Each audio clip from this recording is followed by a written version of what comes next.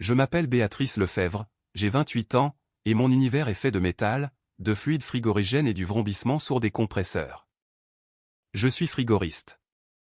Ce n'est pas un métier que l'on choisit pour la gloire ou les mains propres. Mes journées se passent dans l'ombre des greniers étouffants de poussière, dans le froid mordant des chambres froides industrielles ou sur des toits en plein soleil, là où le goudron ramollit sous mes bottes de sécurité. C'est un travail physique, exigeant, parfois ingrat, mais c'est un travail honnête. Il paie mes factures, il m'offre une indépendance que j'ai dû arracher aux griffes d'une famille qui n'a jamais su où me placer dans son décor parfait. Ma famille. Le mot lui-même ressemble à un court-circuit dans mon esprit. Il y a mes parents, Jacques et Martine, et puis il y a Valérie. Valérie, ma sœur cadette de 3 ans. Dans le récit de notre vie, elle a toujours été l'héroïne, la lumière, l'enfant prodige de la tech, dont les succès imaginaires ou réels faisaient vibrer les murs de notre maison d'enfance. Moi, j'étais la pièce de rechange. La fille qu'on appelle quand il faut déplacer un meuble ou quand le chauffage tombe en panne, mais qu'on oublie de mentionner lors des dîners mondains. Je me souviens d'un après-midi d'été, j'avais 10 ans. J'avais économisé chaque centime de mes corvées pour acheter cette console de jeu dont tout le monde parlait. Valérie, qui en avait 6, est entrée dans la cuisine avec cette moue tremblante qu'elle maîtrisait déjà à la perfection. Elle a raconté qu'une camarade de classe se moquait d'elle parce qu'elle n'avait rien pour jouer. Le lendemain, une boîte étincelante trônait sur son lit. Quand j'ai demandé à mon père pourquoi je devais encore attendre, il a simplement haussé les épaules en disant « Apprends la patience, championne. Ta sœur a un besoin émotionnel plus fort que le tien. » Valérie m'avait regardé par-dessus son épaule avec un petit sourire victorieux. Ce jour-là, j'ai compris que dans cette maison, l'effort était une punition et le caprice une monnaie d'échange. Au lycée, le fossé s'est creusé. Pour obtenir 50 € afin de participer à une sortie scolaire au musée des sciences, j'ai dû tondre les pelouses de tout le voisinage pendant 2 week-ends. La même semaine, Valérie a décrété qu'elle voulait un MacBook à 1 500 € pour ses futurs projets de programmation. Mes parents se sont endettés sans sourciller pour le lui offrir. Valérie investit dans son génie, Béa. Ton musée, c'est juste une promenade, avait dit maman. Aujourd'hui, mon refuge, c'est mon travail et mon collègue, Bastien. Bastien est un homme d'une 50aine d'années, aux mains calleuses et au rire facile. Hier, après avoir passé 8 heures à ramper dans les conduits de ventilation d'un cabinet d'avocats à la Défense pour extraire un rat mort qui embaumait tout l'étage, nous déjeunions dans un petit bistrot bruyant.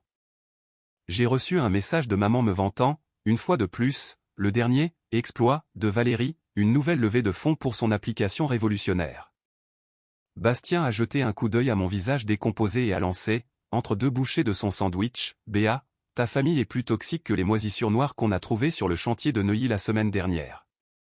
Si tu ne mets pas de masque, ils vont finir par t'asphyxier. » Il avait raison, bien sûr. Mais comment mettre un masque contre les gens qui vous ont mis au monde? Les interventions que je mène me rappellent souvent que la logique humaine est fragile. La semaine dernière, une cliente dans une villa luxueuse se plaignait d'un cri venant de sa climatisation. J'ai trouvé 3 mois de courrier publicitaire, des catalogues de mode et des factures impayées fourrées dans la grille de reprise d'air. Elle s'en servait comme d'une boîte aux lettres internes. J'ai facturé le prix fort, avec ce que Bastien appelle la taxe sur l'absurdité. Mais au fond, ces inconnus me semblaient plus cohérents que mes propres parents. Les dîners de famille étaient un calvaire. Valérie y régnait, parlant de Berlin, de Londres, de ses investisseurs providentiels et de ses stocks options. Maman buvait ses paroles comme une eau sacrée. Papa rayonnait. Et dès que je tentais de dire un mot sur ma vie, papa m'interrompait, « Alors Béa, tu as enfin appris à visser un boulon sans te casser un ongle ?» Puis venait le rire de Valérie, ce petit ricanement de cristal qui me faisait me sentir minuscule. C'est dans ce tumulte que j'ai rencontré Étienne. Il a 26 ans, il est instituteur en maternelle, et il possède cette douceur calme que je n'avais jamais connue. Je l'ai rencontré en réparant la climatisation de son école pendant une canicule mémorable. Les enfants dessinaient des diables pour exprimer leur chaleur. Étienne est entré dans la salle des machines avec 2 verres d'eau fraîche et un sourire qui m'a désarmé. « Merci de sauver nos vies », m'avait-il dit. Les enfants pensent que vous êtes une magicienne de l'air. Pour la première fois, quelqu'un voyait de la magie dans mes mains couvertes de graisse. Étienne est devenu mon ancrage. Quand il a rencontré ma famille, il est resté silencieux pendant que Valérie lui expliquait le fonctionnement de l'intelligence artificielle comme s'il était un enfant de 4 ans. Dans la voiture, au retour, il a simplement dit « Ta sœur ne t'écoute pas, Béa. Elle attend juste son tour pour briller. » J'ai su ce soir-là que je l'aimais. Pourtant, des fissures commençaient à apparaître dans le vernis de Valérie. Étienne, avec son regard d'instituteur habitué à déceler les mensonges des enfants, avait remarqué des incohérences. Un jour elle dirigeait 50 personnes, le lendemain elle travaillait seule dans un café. Elle parlait de bureaux somptueux mais refusait systématiquement les visites. Puis, j'ai commencé à lire des choses sur des forums spécialisés, des employés mécontents, des retards de paiement, des doutes sur la réalité de ces technologies. Le point de rupture a eu lieu lors d'un dîner mémorable.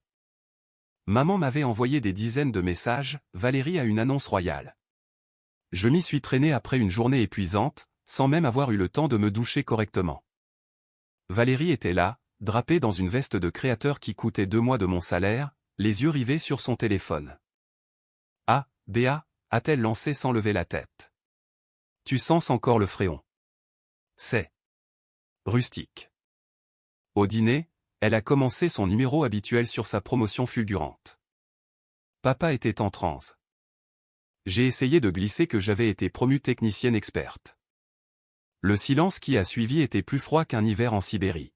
« C'est bien, Béa » a dit papa. « Des climatisations plus grosses pour des gens plus riches. » Quel destin. Valérie a souri avec une pitié feinte. « Tout le monde n'est pas fait pour le monde immatériel du code, papa.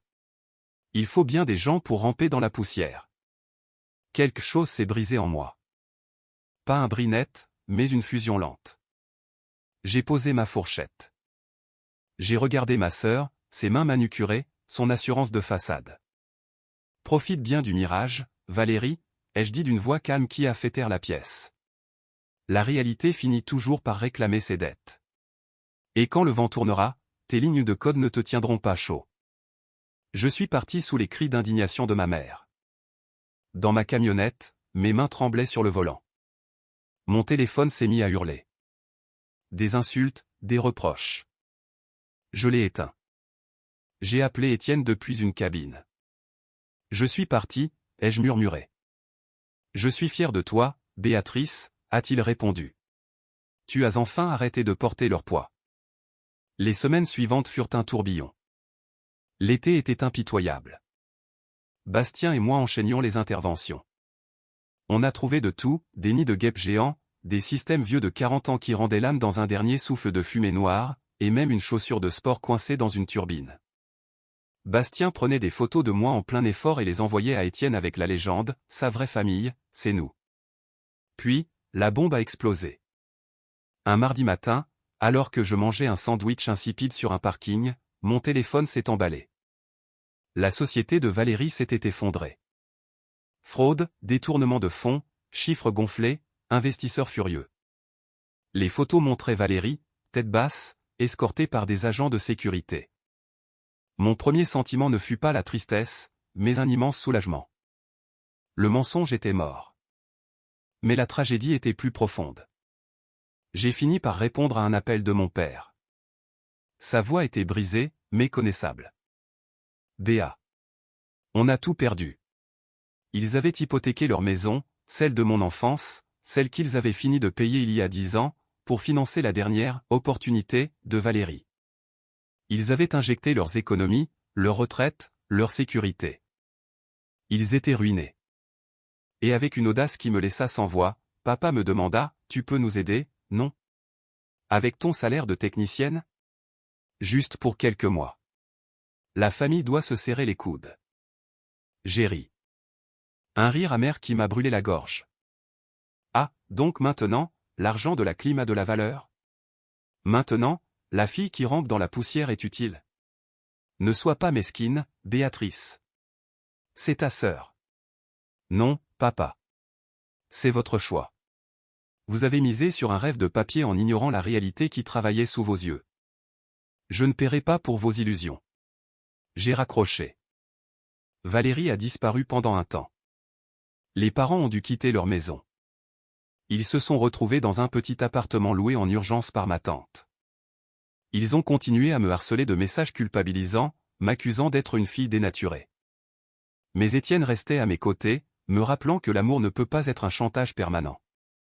Un dimanche matin, alors que la paix semblait enfin revenue, on a frappé à ma porte. C'était Valérie. Elle était méconnaissable. Ses vêtements de marque étaient froissés, son visage marqué par des nuits sans sommeil. Elle n'avait plus d'arrogance, plus de pics acérés. Elle semblait juste. Vide. « Je peux entrer ?» a-t-elle demandé. Je me suis écarté. Elle a regardé mon petit appartement avec une attention qu'elle n'avait jamais eue. J'ai tout gâché, Béa.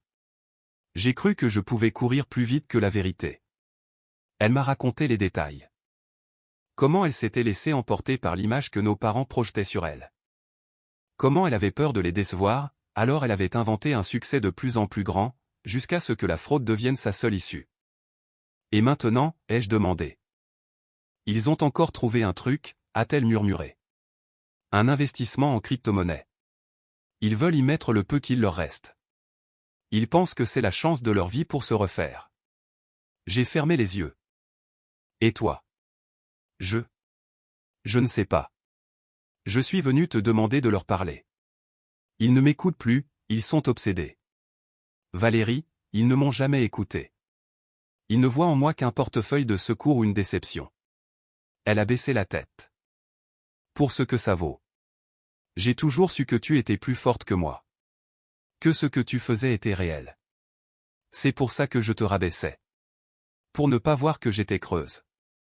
C'était l'aveu que j'avais attendu toute ma vie, mais il n'avait plus le goût de la victoire.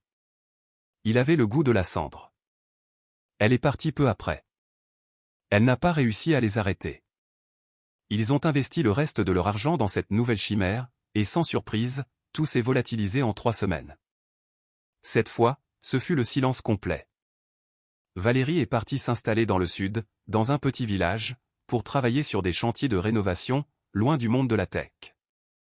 Mes parents, eux, ont fini par m'appeler une dernière fois, non pour demander pardon, mais pour me reprocher mon manque de solidarité, qui les avait conduits à la rue. J'ai pris une décision. Pour moi, pas pour eux. J'ai contacté une assistante sociale.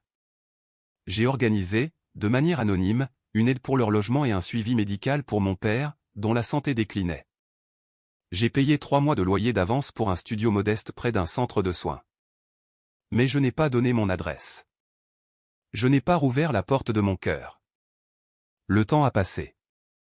1 an plus tard, je me tiens sur le toit d'un nouvel immeuble. J'ai racheté l'entreprise de mon patron. Elle s'appelle désormais Lefebvre Génie Climatique. Bastien est mon associé principal. Étienne et moi allons nous marier le mois prochain dans le jardin de notre nouvelle maison, une maison solide, aux fondations réelles.